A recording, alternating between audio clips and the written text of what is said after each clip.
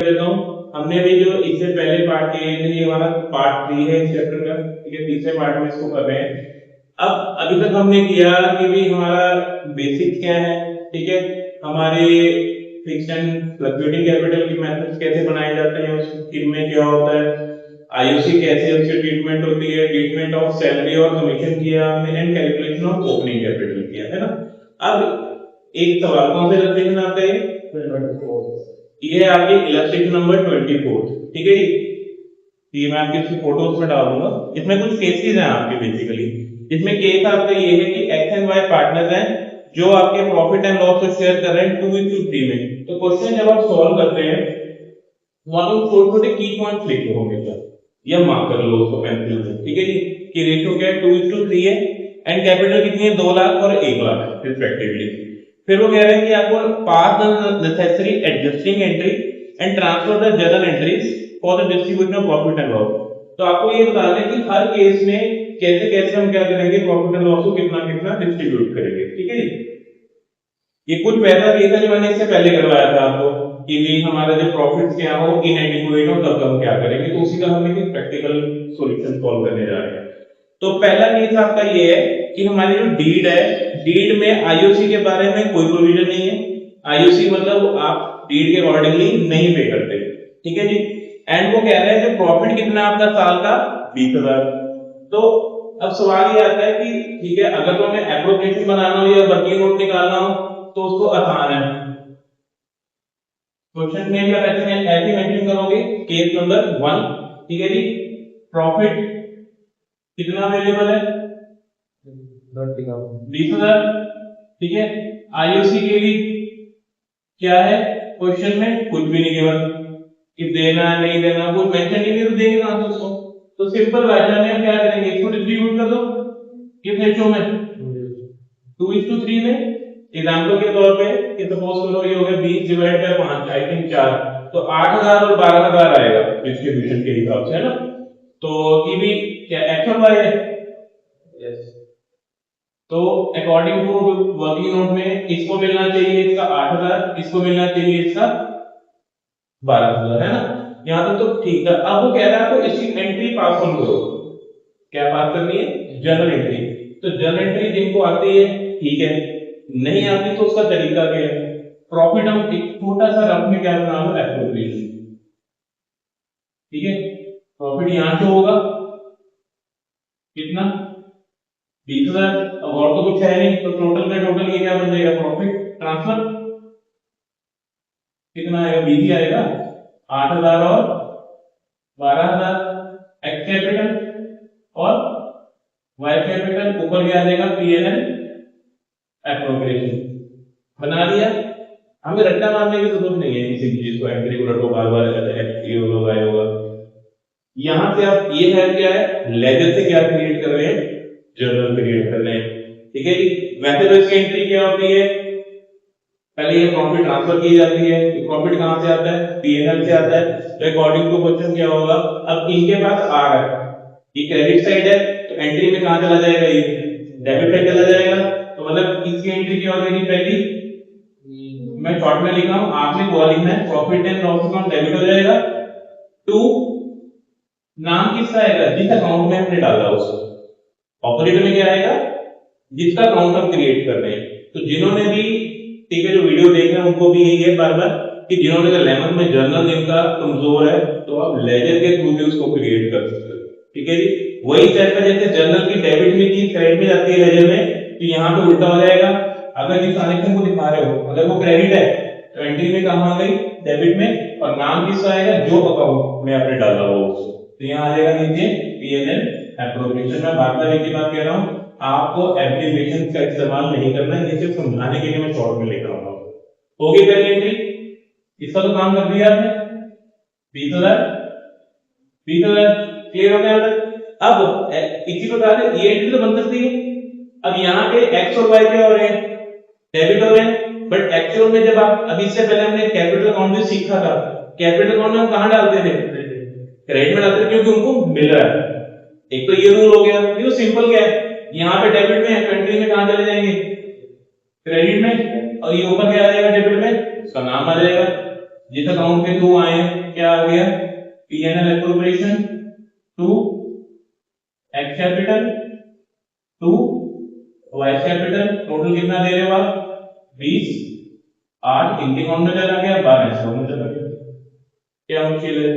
अगर नॉर्मली भी बनाओगे, अगर मान लो इसके थ्रू नहीं बनाते, जो लोग सीधा बनाते हैं लॉजिकली, वो कैसे बनती है, क्योंकि एक्स एंड वाई का क्या अकाउंट क्या हो रहा है, क्रेडिट हो रहा है, तो ऑब्वियसली क्रेडिट साइड ही आएंगे, पैसा कहां से ट्रांसफर हो रहा है, एप्रोप्रिएशन से ट्रांसफर हो रहा है।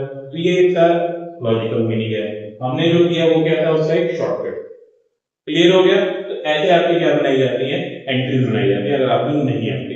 अब आई थिंक अब जनरल एंट्रीज बन जाएंगे, एक आधा केस और सॉल्व कर लेते हैं ना, कोई और केस उठा लेते हैं बीच में से। इसमें आपके 6 केसेस मैं सारे में बता रहा, बीच में से रैंडम उठा रहा हूँ। केस 1 कर लिया हमने, इससे और उठा लेते हैं आपका ये केस नंबर 3। वो कह रहा है कि if deed provides for IOC at 6% and आपका प्रॉफिट कितना है 21,000। तो अब केस नंबर 3 में वो कह रहा है आईओसी कितना देना है हमें 6% है ना, और हमारे पास जो प्रॉफिट अवेलेबल है वो कितना 21,000। अब फिर से भी कर सकते हो आप, छोटा सा रखते हैं, एप्रोप्रिएशन बना लो, ठीक है जी, पर प्रॉपर नहीं बनाना है, छोटा सा बस यहाँ पे ऐसे बनाना। सबसे पहले यहाँ पे क्या आ जाएगा, बाय प्रॉफिट कितना है हमारे पास, बेसिकली आपने पीएनएल अकाउंट लिखना है, ठीक है, 21,000, तो पहले इसकी एंट्री डाल दो, सेम एंट्री आ जाएगी, PNL account debit to PNL appropriation कितना अमाउंट 21,000, लिखने की जरूरत नहीं, ठीक है। बट अब वो कह रहा है हमें कितना आईओसी पे करना है 6%, और हमारे पास जो इनका कैपिटल था शायद वो एक्स का 2 लाख है और वाई का 1 लाख, ऐसी है, तो उसके हिसाब से इसको मिल गया, इसको मिलना चाहिए 12,000 और ये हो गया 6,000। तो ये आपका 2 आईओसी कहां जाएंगे, एक्स और वाई कैपिटल ऐसी आएगा। अब पैसा हमारे पास है अवेलेबल तो दे देंगे उसको, तो हमारे पास प्रॉफिट कितना बचा, ठीक है, तो इसको डिस्ट्रीब्यूट कर दो, वही ये आपका क्या आ गया डिस्ट्रीब्यूटेबल प्रॉफिट, और कौन से इसमें चला जाएगा 2:3 में, ठीक है जी। इसे देख लेते हैं कितना आ रहा है, तो ये आ गया 1200 और 1800, तो x को मिल जाएगा 1200, y को मिल जाएगा 1800। हाँ जी, अब बस ये होगा, एक एंट्री आ गई हमारी ये वाली पीएनएल टू पीएनएल एप्रोप्रिएशन 21,000, एक एंट्री हमारी क्या आ जाएगी, फिर से वही PNL appropriation to X to Y 12,000 6,000, PNL appropriation to X to Y 1200 1800। कोई मुश्किल, क्लियर है, ये एंट्रीज आपकी जो हमने सीखा वही कर रहे हैं। केस नंबर 5 में वो क्या कह रहा है, if deed provide IOC 6% as a charge. अब आई थिंक ये मैंने कहा तो पार्ट सबसे पहले लेक्चर में पार्ट 1 में कि चार्ज और एप्रोप्रिएशन, चार्ज का मतलब क्या होता है फिक्स स्ट्रक्चर, कि जो हमें इन एनी केस, चाहे तूफान आ जाए, आंधी है, दुकान बंद रहे नहीं रहे, कोई मतलब नहीं है, क्या करना पड़ेगा, पे करना ही करना, एनी केस, ठीक है। अब वो कह रहा है आईओसी क्या है 6% हमारा चार्ज है, ठीक है जी, ये ले लेते केस नंबर 5, आईओसी सेम है 6% एज चार्ज, ठीक है जी, एंड प्रॉफिट है, लॉस तो क्या दिया हो, प्रॉफिट अवेलेबल है कितना सिर्फ 2,000, है ना, तो फिर से वही छोटा सा क्या बनाएंगे हमें एप्रोप्रिएशन, ठीक है, अब प्रॉफिट है तो यहाँ बाय पीएनएल 2,000। अब अगर नॉर्मल केस होता तो हम क्या करते, या तो एप्रोप्रिएट मैंने बताया था जो इससे पहले कि क्या करो, इनकी रेशियो निकालो कितना कितना बनता है, उस रेशियो में प्रॉफिट को डिवाइड कर दो, लड़े ना आपस में करके, वो मुझे ज्यादा दे दिया उसको ज्यादा दे दिया, ये कर दिया वो कर दिया, है ना। बट यहाँ पे हम सीधे केस ही खत्म कर दिया कि हमारा जो आईओसी है वो क्या चार्ज है, चार्ज का मतलब पूरा देना पड़ेगा, चाहे आपका पैसा है चाहे नहीं है। तो इस केस में मतलब कि ये एंट्री तो होनी ही होनी है 2 आईओसी नीचे एक्स कैपिटल वाई कैपिटल तो सेम ही है 12 और 6। अब देखिए रहा है तो क्या बोलने वाली बात ही नहीं, ये बन रहा 18,000 ये बन रहा 2,000, तो क्या आ रहा है प्रॉफिट लॉस।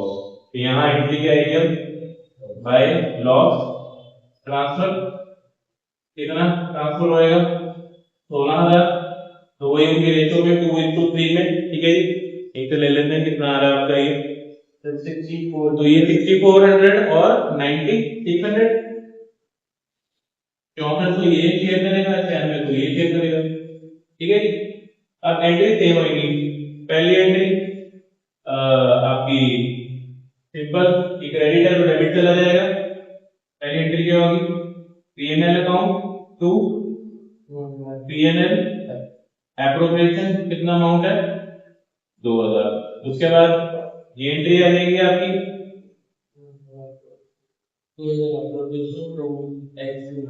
पीएनएल एप्रोप्रिएशन, जो एक्स को मिल रहा है जो वाई को मिल रहा है, कैपिटल कैपिटल कितना है हमारा टोटल हो गया 18, 12,000 इसको और 6,000 इसको। यहाँ पे उल्टा हो जाएगा क्योंकि यहाँ पे पैसा ले रहे हैं हमसे, तो जो ले रहे हैं तो ये है ना क्या हो जाएगा डेबिट हो जाएंगे, X capital Y capital to PNL appropriation, ठीक है। इससे कितना आ रहा है 6400, इससे आ रहा है 9,600 और टोटल हो गया आपका 16,000 बस। सर अगर यहाँ लॉस होता तो पीएनएल अकाउंट क्रेडिट में हाँ तो एंट्री रिवर्स होती है, पीएनएल एप्रोप्रिएशन टू पीएनएल हो जाता वो भी, तभी तो बताया ना छोटा सा अपने अकाउंट बना लो। जब ये बन जाएगा आप 1 2 3 4 क्वेश्चन करोगे फिर अपने आप ऑटोमेटिकली याद हो जाएगा। इसलिए करते ताकि जो अगर आपके कंसेप्ट कमजोर है तो वो दिक्कत ना आए। आज से हमारा जो नेक्स्ट टॉपिक आता है, हमारी जो नेक्स्ट एडजस्टमेंट या ट्रीटमेंट कह सकते हैं, दैट इज आपकी treatment of interest on drawings. अब हमने कैपिटल के बारे में तो पढ़ लिया, कैपिटल पे अगर ब्याज निकालना हो कैसे निकालेंगे, ठीक है। अब आता है आपको कि ड्राइंग पे जब इंटरेस्ट निकालना होता है तो उसमें कैसे कैसे केसेस होते हैं, पहले इसको सुन लेना आराम से फिर इसको नोट कर लेना, ठीक है जी।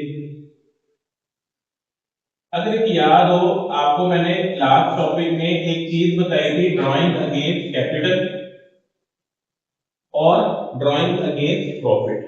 मैंने आपको बताया ड्राइंग अगेंस्ट कैपिटल क्या होता है कि जो हम सीधा कैपिटल से पैसा हमने विड्रॉ कर लिया है ना, और ड्राइंग अगेंस्ट प्रॉफिट क्या होता है कि जो साल में हम प्रॉफिट कमाएंगे उसमें से विड्रॉ करेंगे। तो अब जब पता ही नहीं प्रॉफिट कितना कमाएंगे है ना, तो दोनों में बेसिकली फर्क है। आपको क्या दोनों तो ड्राइंग ही है, जो आपकी ड्राइंग्स हैं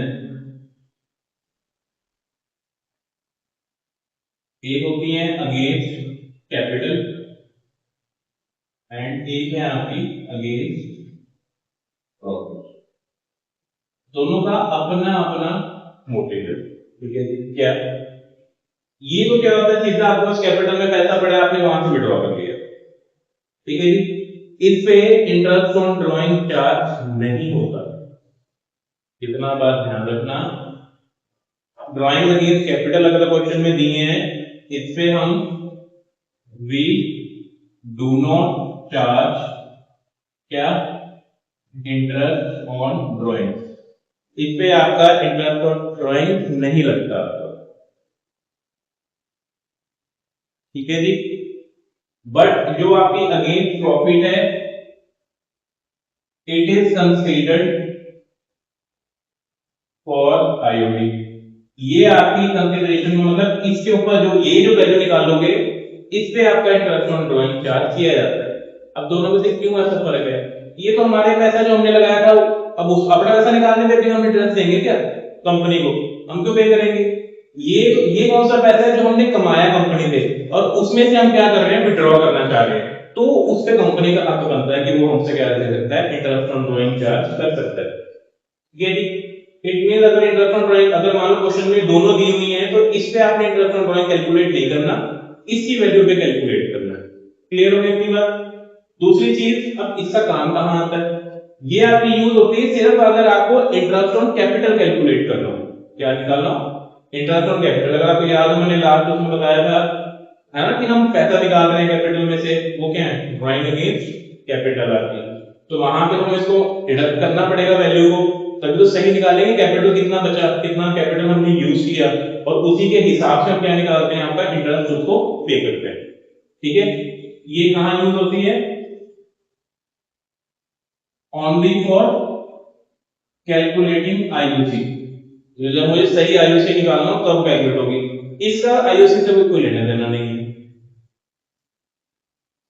do not use for calculating IUC, मतलब अगर जब मैं कैपिटल पे इंटरेस्ट निकालूंगा, अगर ओपनिंग कैपिटल पूरा फॉर्मेट निकालना हो, अगर मुझे क्वेश्चन में ड्राइंग अगेंस्ट प्रॉफिट दी हो, तो ये वैल्यू हमने कैपिटल में से माइनस नहीं करनी। समझ रहे हो, अगर साल में हमने अपने प्रॉफिट में से भी कोई ड्राइंग की है तो वो हमें कैपिटल में से माइनस नहीं करना, तो उसका कैपिटल से कोई लेना देना नहीं है। क्लियर है, वो ये माइनस नहीं होगा क्योंकि वो उसने पैसा ना लगाया ना कुछ किया, उसका प्रॉफिट का पार्ट था, जितना प्रॉफिट मिल रहा है उसमें से वो क्या कर रहा है, विड्रॉ कर रहा है। ठीक है जी, तो ये वहां पे यूज नहीं होगा। दोनों में क्लियर हो गया, तो मैं इसका छोटा सा क्वेश्चन आ जाता है कई बार, तो इसलिए हम ये पॉइंट कर रहे हैं। क्लियर हो गया, अगेंस्ट कैपिटल और अगेंस्ट प्रॉफिट में क्या फर्क होता है। क्लियर, अब दूसरी चीज इसमें आपकी जो आती है कि जो इंटरेस्ट ऑन ड्राइंग के हमने जो बेसिकली हमने जो शुरू किया है टॉपिक है क्या, इस टॉपिक में ये है कि आपका इससे पहले भी क्वेश्चन आते हैं कि जब क्वेश्चन में हमें गिवन ना हो कुछ भी, क्या हमने पैसा कब निकाला, बहुत से क्वेश्चन ऐसे होते हैं सिंपल, आपने पहले भी किए, लिखा होता है drawings for the year is this, ठीक है, कितना परसेंटेज है, बट आपको ये नहीं पता कि भी हमें उस पर इंटरेस्ट कितने महीने का चार्ज करना है। लिखा क्या होता है कि एक्स विड्रॉ मान लो 10,000, ठीक है, and interest on drawing to be charge at 10% per annum, ऐसे लिख के छोड़ देते हैं आप लोग क्वेश्चन के अंदर कि 10,000 से निकाला, इस पे 10% हम निकालेंगे, इंटरेस्ट ऑन रख लेना हमने, यही होता है क्वेश्चन में, है ना। पर अब यहाँ पे क्या होता है, यहाँ पे कोई मेंशन तो है नहीं पैसा कब निकाला, ओपनिंग में निकाला, क्लोजिंग में निकाला, एक दिन पहले निकाला, 6 महीने में निकाला, कुछ मेंशन है, कुछ मेंशन नहीं है। तो उस केस में हम क्या करते हैं, by default we charge IOD for 6 month, हम एवरेजली सिर्फ 6 महीने का ही इंटरेस्ट लेते हैं, हम एवरेजली 6 महीने का इंटरेस्ट लेते हैं। जहां पे अगर ये केस हो कि आपको क्वेश्चन में कुछ भी मेंशन ना हो कि आपने कितने महीने यूज किया पैसा या कब निकाला पैसा, अगर तो मेंशन कर देंगे हमने पैसा निकाला था जी 1 अप्रैल को, तो ये तो साफ का पता लगा है 1 अप्रैल से लेकर 31 मार्च तक आपने उस पैसे को क्या किया, यूज किया है, तो पूरे साल का इंटरेस्ट लगाओगे। क्लियर, अब जहां मेंशन नहीं है वहां बाय डिफॉल्ट 6 महीने का लगाएंगे, पर इसमें ये केस आता है इफ पर एनम, ध्यान से, अगर यहां पे ये पर एनम नहीं लिखा, if per annum is not written with interest, अगर इंटरेस्ट के साथ आपका यहां पे ये पर एनम वर्ड नहीं लिखा, तो वहां पे आपने चार्ज करना है पूरे साल। कितना करना है, पूरे साल। Then interest on drawing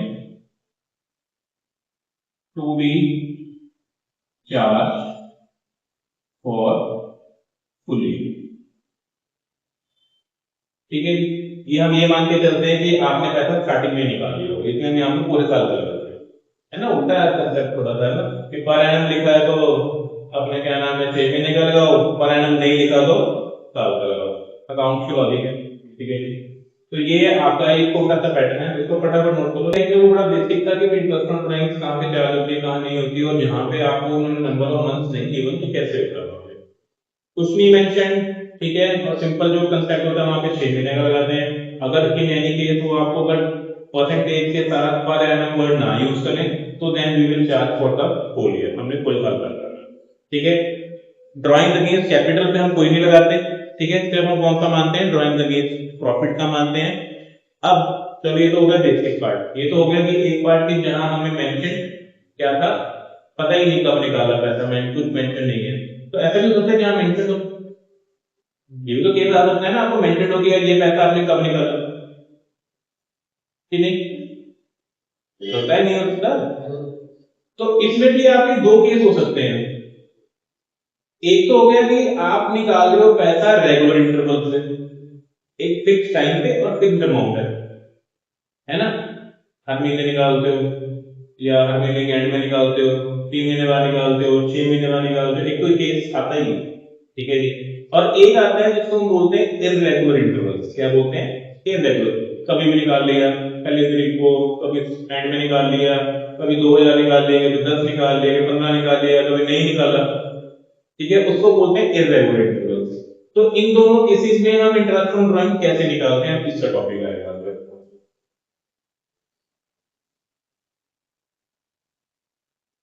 topic का नाम है व्हेन ड्राइंग्स आर इररेगुलर। मतलब कोई फिक्स नहीं है कि कब पैसा निकाल रहे हो कब पैसा नहीं निकाल रहे। इसको सॉल्व करने के मतलब दो मेथड है, तो एक ही क्वेश्चन को दोनों तरीके से करके दिखाऊंगा आपको कैसे है। यहाँ पे एग्जांपल ले लेते हैं आपने की बुक से।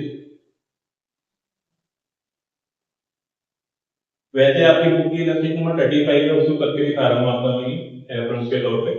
तो इसमें क्या लिखा है आपका, इन्होंने यहाँ पे हमें डेट दी हुई है और ड्राइंग दी हुई है कि कब कब पैसा निकाला और कितना कितना पैसा निकाला। तो आपने जैसा बना रहा हो ऐसे ही इसको सॉल्व करना है वहां पे भी।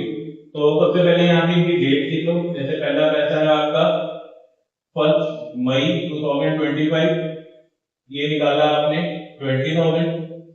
फिर आपका है 1 अगस्त 2025, ये है 50,000।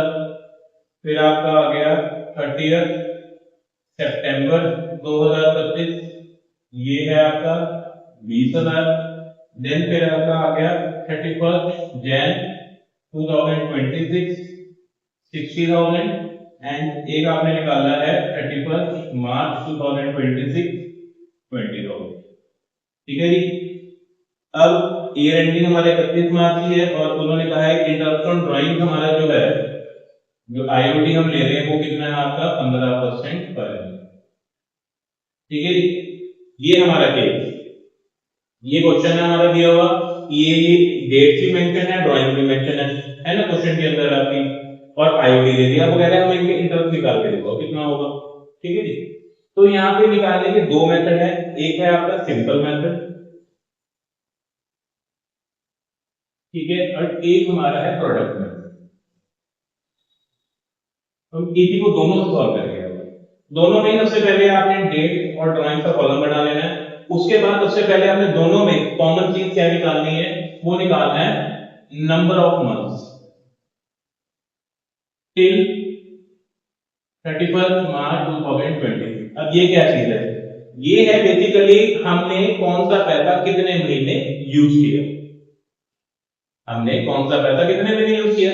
अगर एक ही होता तो कोई दिक्कत नहीं थी, 1 मई से लेके काउंट कर लेते हैं मार्च तक, सीधा इस पे ब्याज लगाते काम खत्म कर देते, यही होगा, है ना।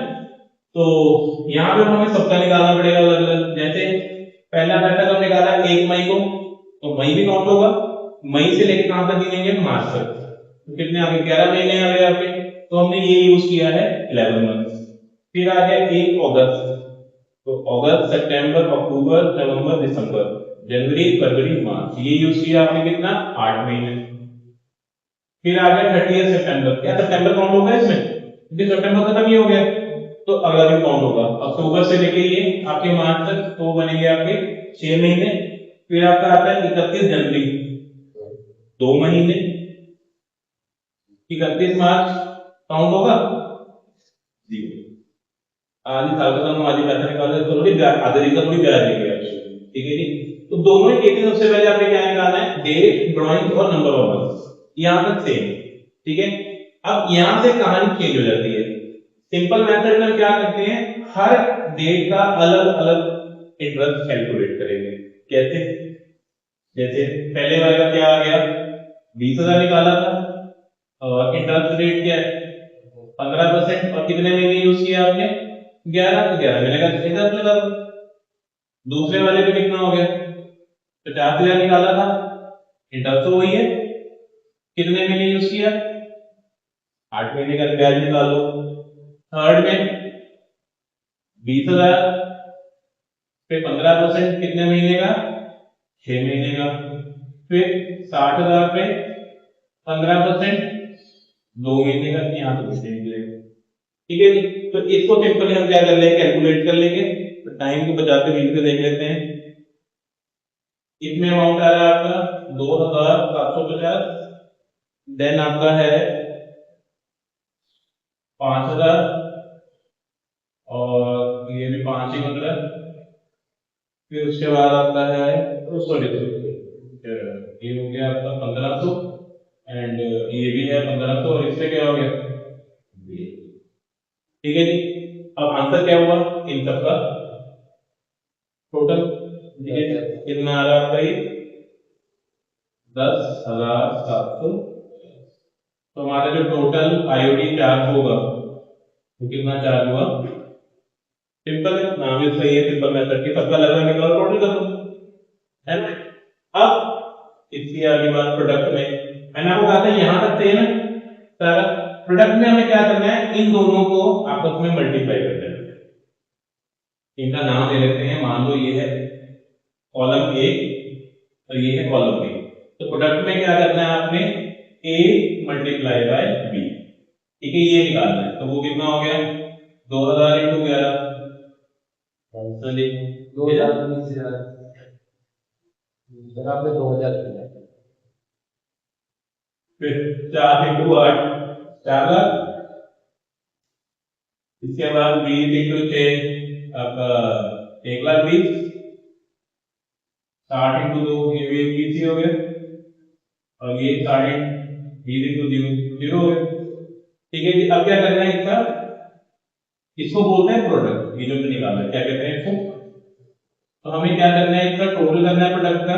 तो ये हो गया आपका 2,40 और 4 6,40, 6,40 और 20 6,60, 8,60,000।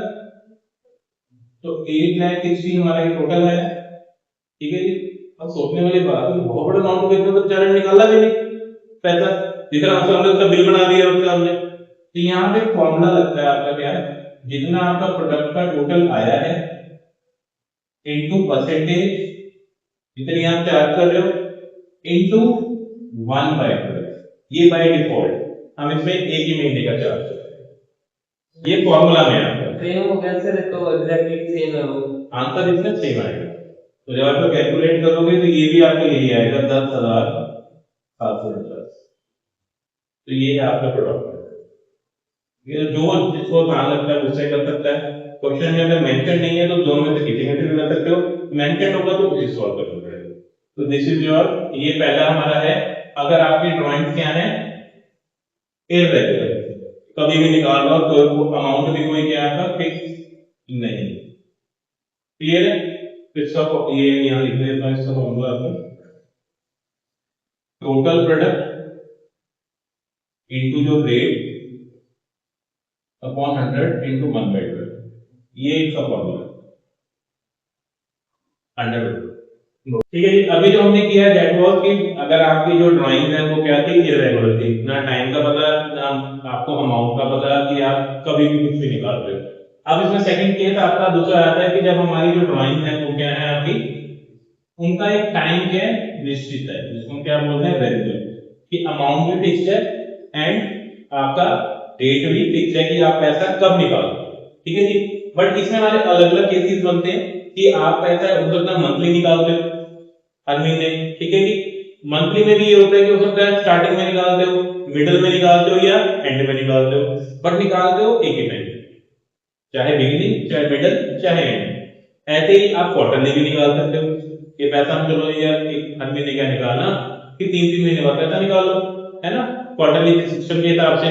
पर उसमें भी वही है कि आप बिगिनिंग ऑफ क्वार्टर निकाल सकते हो, मिडिल या एंडिंग ऑफ क्वार्टर भी। फिर ऐसे होते हैं हाफ ईयरली बेसिस, कि आप सिर्फ पैसा क्या निकालते हो, 6 महीने निकालते हो, मतलब कि या तो स्टार्टिंग के 6 महीने या एंड के 6 महीने। तो ये हमारे इसमें 3 केसेस हैं।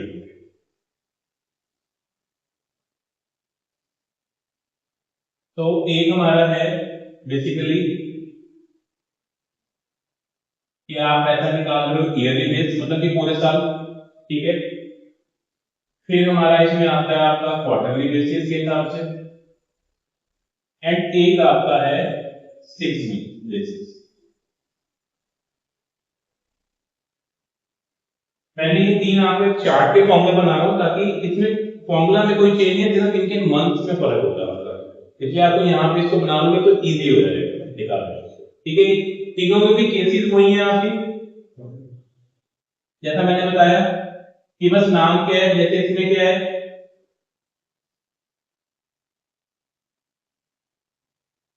बिगिनिंग, ठीक है, मिडल और एंडिंग, ठीक है जी। यहां पे क्या आ गया,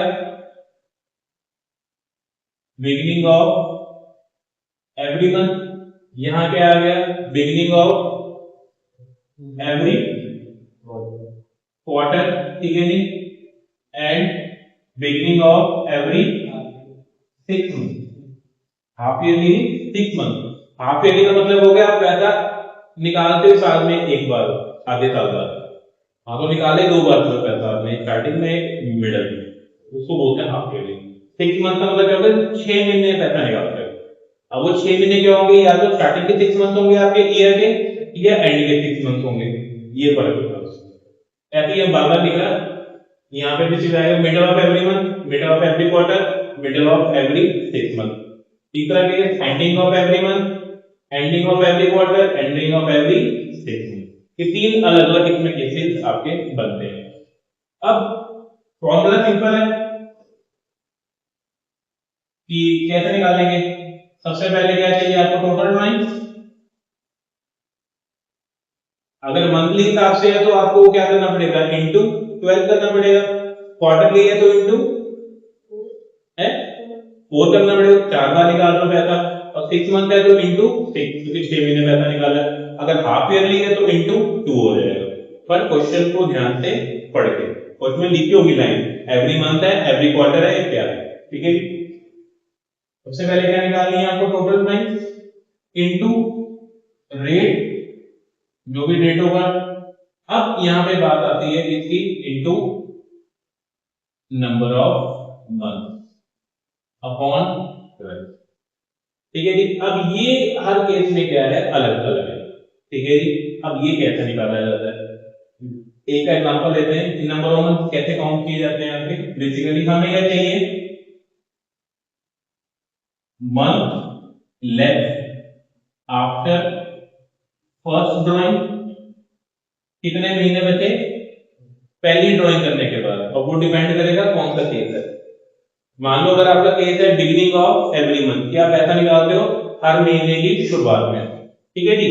तो सपोज 1 अप्रैल से शुरू कर रहे हैं, तो पैसा कब निकाला, 1 अप्रैल, 1 मई, 1 जून, 1 जुलाई, ऐसे निकालेंगे। तो पहली ड्राइंग जब की कितने महीने बचे, मतलब एंड तक गिनना है आपको। एंडिंग कब हो रही है, 31 मार्च, कितने महीने बचे, 12 बजे, क्योंकि पहली तारीख है। मंथ काउंट कर रहे हैं ना कि ये काउंट कर रहे हैं कि वो क्या किया। मंथ कितने बचे, 12, ठीक है जी।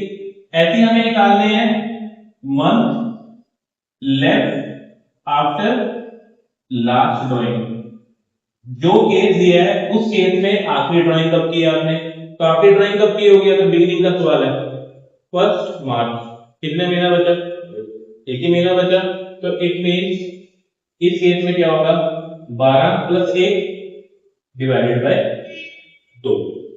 यहां पे मतलब कि आपका हो गया 6.5, यहां पे 6.5 महीने का आप क्या लगाओगे, ब्याज लगाओगे। क्लियर है, ये इसका फॉर्मूला लिखवा दिया कि भी कैसे निकाले जाते हैं, ठीक है।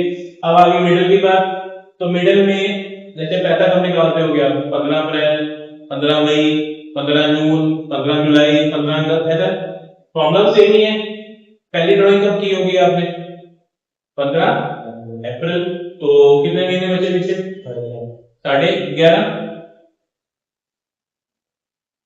और आखिरी ड्राइंग कब की होगी, कितना महीना बचा, आधा, 0.5 डिवाइड बाय 2, क्योंकि हमें एवरेज लेना, मतलब इसका मतलब है इस केस में कितना लगेगा, 6 महीने का। अगर मिडिल ऑफ एवरी मंथ निकालते हो तो 6 महीने का ब्याज लगता है।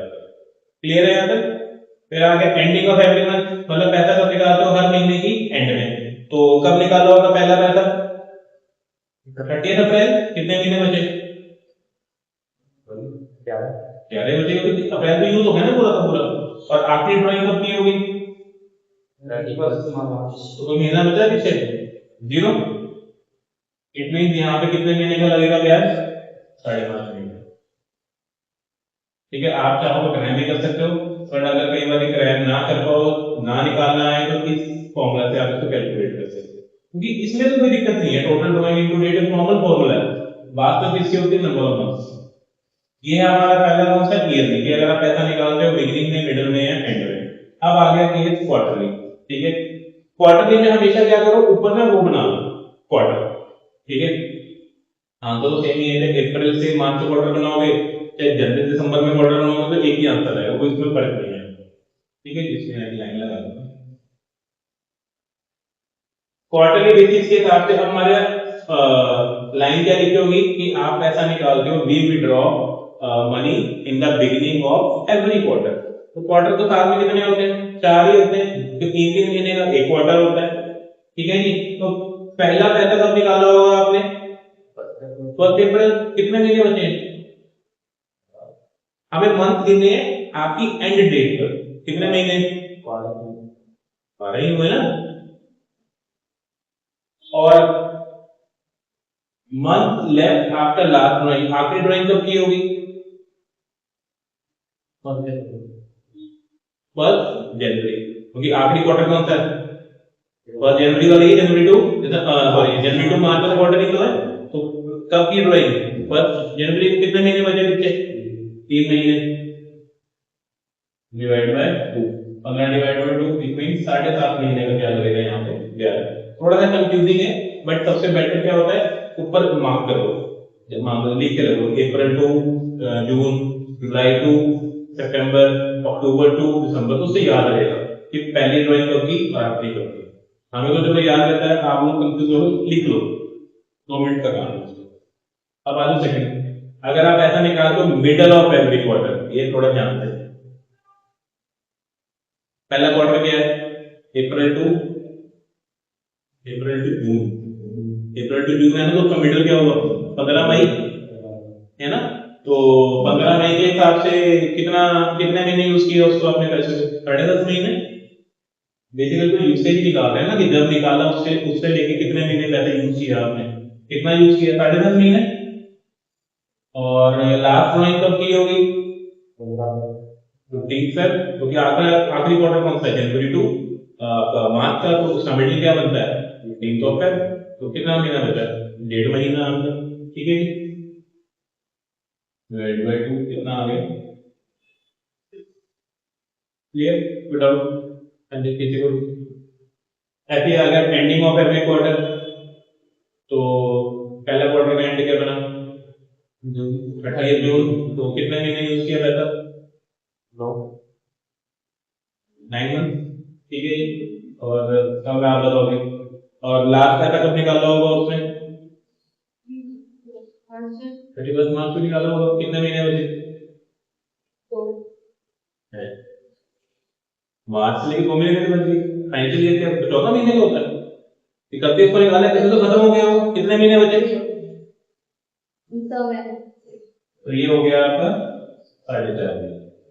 ठीक है जी, ये आप लोगों को इसलिए हम मैनेज करके बता रहा हूँ कि आपको पता होगी। रट्टा मार तो बहुत आसान है, मिडिल का 6 है दोनों में ही आपका, इसमें पॉइंट पर ऊपर जाने से पॉइंट पर नीचे जाना है, यहाँ पे 1.5 ऊपर जाना है 1.5 नीचे जाना है। ये तो सिंपल सी है, बट ये याद कई बार पेपर में नहीं रहता, तो वहां पे आपके फॉर्मूला ही काम आएगा। कि हमें निकालना है कितने आपने पहली ड्राइंग के बाद पहले ड्राइंग कितने महीने यूज किया और आखिरी कितने महीने यूज किया, दोनों का एवरेज। ठीक है जी, अब आ गया आपका 6 मंथ वाला बेसिस। हाँ जी, बहुत अच्छा। 6 मंथ के हिसाब से क्या होगा अगर आप पैसा निकाल दो? वो डिपेंड करता है कि आप पहले फर्स्ट उसमें निकाल रहे हो या लास्ट 6 मंथ में निकाल रहे हो। नहीं, वो नहीं है कि अगर आप अभी अब वो कर लो। हाँ जी बोलो।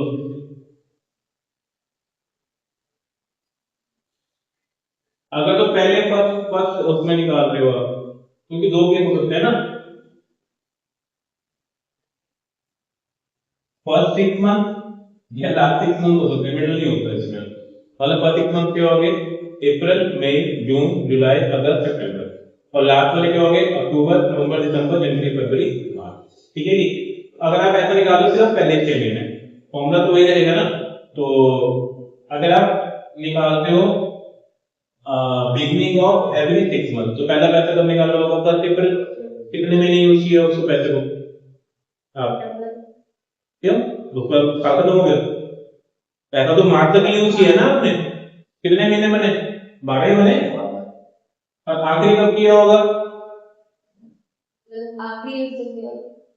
लास्ट फॉर्मूला क्या है, लास्ट ड्राइंग कब किया आपने अकॉर्डिंग टू दिस, सितंबर फर्स्ट, तो कितने महीने यूज हुए हैं, क्या 7, 1 सितंबर से लेके कितने मंथ है, सितंबर अक्टूबर नवंबर दिसंबर,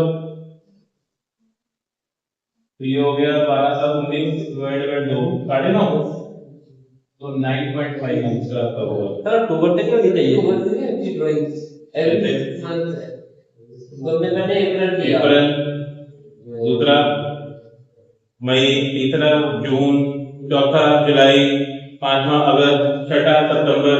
तो कब पैसा निकाला, 1 सितंबर को, तो 1 सितंबर के बाद सितंबर खत्म हो गया महीना, मैंने पूरा पढ़ा नहीं महीना पूरा। सर वो छठे कंप्लीट हो गया, अब 7वें से निकालेंगे ना पैसा, तो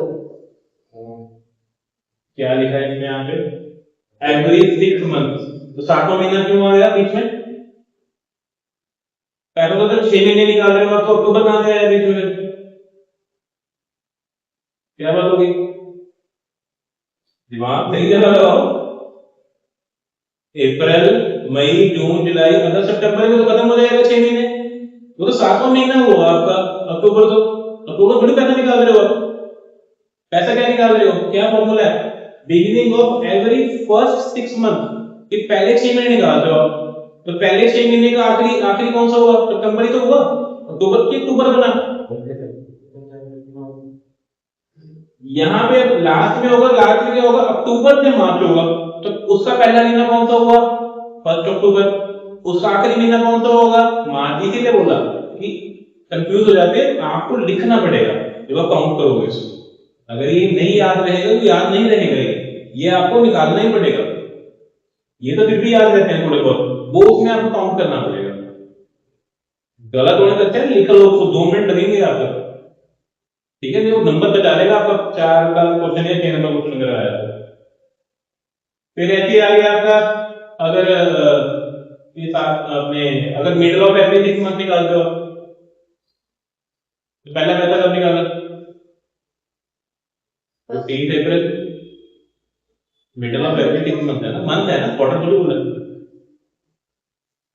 15 अप्रैल, कितने महीने बचे, कितना कितना यूज किया आपने पैसे को, है 11.5 महीने यूज किया, और आखिरी कब किया होगा, बिल्कुल वेरी गुड, तो कितने महीने यूज किया, 6.5 महीने, तो ये हो गया आपका 12 से 18, 18 डिवाइड बाई 2, 9 महीने, ठीक है जी। और ऐसे आ गया लास्ट, मतलब अगर आप पैसा निकालते हो हर एंडिंग में, हर 6 महीने की, तो पहला पैसा कब निकाला होगा, 30 अप्रैल को, ठीक है, कितने महीने बचे पीछे, 11, और आखिरी कब निकाला होगा, 30 सितंबर को, कितने महीने बचे, 6 महीने, ठीक है जी, डिवाइड बाय 2, तो 17 डिवाइड बाय 2, ये हो गया आपका 8.5। अब यही कहानी आ गई पीछे में थोड़ी सी, अब आप पैसा निकाल रहे हो एंड के 6 महीने में, तो एंड के 6 महीने में पहला पैसा कब निकाला होगा, फर्स्ट अक्टूबर, तो अक्टूबर से लेके कितने महीने बचे, 6 महीने बचे आपके, ठीक है जी। तो 6, और आखिरी पैसा कब निकाला होगा, फर्स्ट मार्च, कितने महीने, 1, तो 6 + 1 डिवाइड बाई 2, ये हो गया आपका 4.5, ठीक है जी। उसके बाद यहाँ पे अगर मिडल ऑफ वही है, बट आप लास्ट के मंथ निकाल दो, तो अक्टूबर का मिडल 15, कितने महीने यूज किया पैसा, 5.5, और आखिरी वाला